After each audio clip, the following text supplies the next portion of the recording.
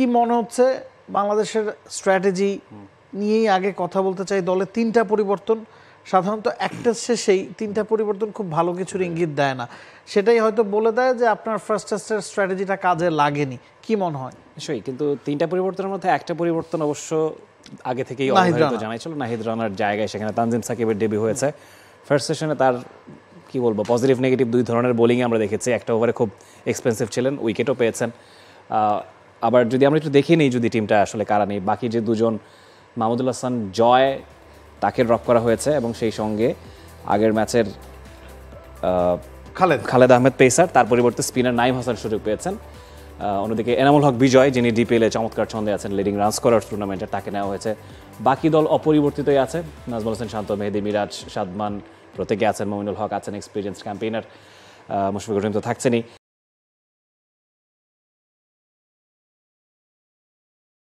আমার কাছে মনে হয় যে যেটা বললেন যে 3টা চেঞ্জ, এটাই প্রমাণ করে যে বাংলাদেশ খানিকটা ব্যাকফুটে আছে। প্রথম টেস্টটা সিলেটের জিম্বাবুয়ের কাছে হেরেছে, তারপরেই আসলে এই প্রেশারটাকে সামাল দিতে না পারার জন্য এই দলে এই অবধারিত পরিবর্তনগুলো প্রয়োজন পড়েছে। কমেন্ট সেকশনে অনেকেই জানিয়েছেন উনি কেন আছেন, উনি কেন নেই, এরকম অনেক হিসেব নিকেশ কাটাছেঁড়া আছে। তবে সোফার আমার কাছে মনে হয় আজকের ফার্স্ট সেশনে বাংলাদেশ একেবারে যে মানে দমে গিয়েছে সেটা মনে হচ্ছে না। হয়তোবা এই টেস্টে একটা ফাইট ব্যাক দিতে পারবে শান্তর দল।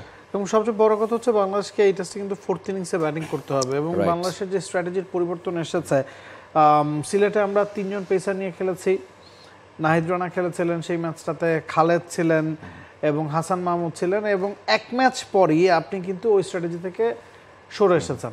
আরও একবার ওই স্পিন ট্র্যাক 3 স্পিনার মেহেদী হাসান, মিরাজ, তাইজুল প্রথম ম্যাচটাও খেলেছেন এবং আজকে নাইম হাসানকে ইনক্লুড করা হয়েছে। তার মানে হচ্ছে আপনি 3 পেসার 2 স্পিনার স্ট্র্যাটেজি থেকে বেরিয়ে এসেছেন, আরও একবার ওই 2 পেসার এবং 3 স্পিনার স্ট্র্যাটেজিতে ফেরত এসেছেন। মানে আপনি প্রথম টেস্টটা যে ধরনের পরিকল্পনা নিয়ে খেলেছেন সেটা ব্যাকফায়ার করেছে। ইটস বিকজ এনগারাভা এবং ব্লেজিং মুজুরাবানিকে, জিম্বাবুয়ের 2 পেসারকে বাংলাদেশ ঠিকঠাক সামলাতে পারেনি। সে কারণে কিন্তু বাংলাদেশ আবারও চিরচেনা পরিচিত ওই স্পিন ট্র্যাক, স্পিনারদের দিয়ে প্রতিপক্ষকে ঘায়েল করা, ওই ধরনের পরিকল্পনায় ফিরে এসেছে। এটা কি আসলে আরও একবার পিছিয়ে পড়া কিনা? হ্যাঁ, দেখুন, অ্যাট দ্য সেম টাইম জিম্বাবুয়ের স্পিনারদের কথা যদি বলি, ওয়েলিংটন মাসাকাদজা কিংবা ওয়েসলি মাধবেরে, দুজনেই যে খুব একেবারে কোয়ালিটি স্পিনার অ্যাট অল, তাকেও ফেস করতে সিলেটে খাবি খেতে হয়েছে। সেখানে চিটাগংয়ে স্পিন ট্র্যাক করে আপনি যে খুব একেবারে স্বস্তিজনক জায়গায় পৌঁছে যাবেন সেটাও বলা যায় না। হু নোস এদের এগেনস্টেও বাংলাদেশের ব্যাটাররা স্ট্রাগল করে কিনা। যদিও ট্রেডিশনালি চিটাগাংয়ে বাংলাদেশি স্পিনারদের দাপটি আমরা দেখে থাকি, তাইজুল বলুন, সাকিব আল হাসান বলুন, মেহেদী মিরাজ অনেকবারই ফাইফার পেয়েছেন।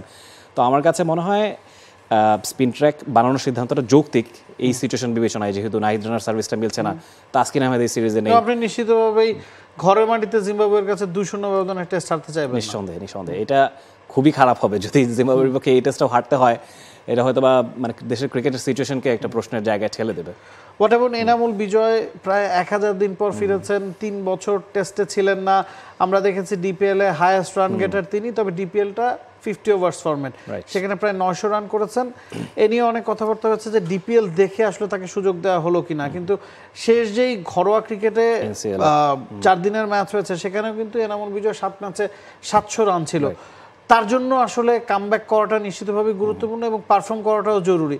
চাপটা তার উপরও থাকবে। He is in good shape. NCL এ তিনি সেকেন্ড হাইয়েস্ট রান স্কোরার ছিলেন অমিত হাসানের পরেই, তারপর ডিপিএল এ হাইয়েস্ট রান স্কোরার, ডিপিএল এর লম্বা ইনিংস তিনি খেলে চলেছেন।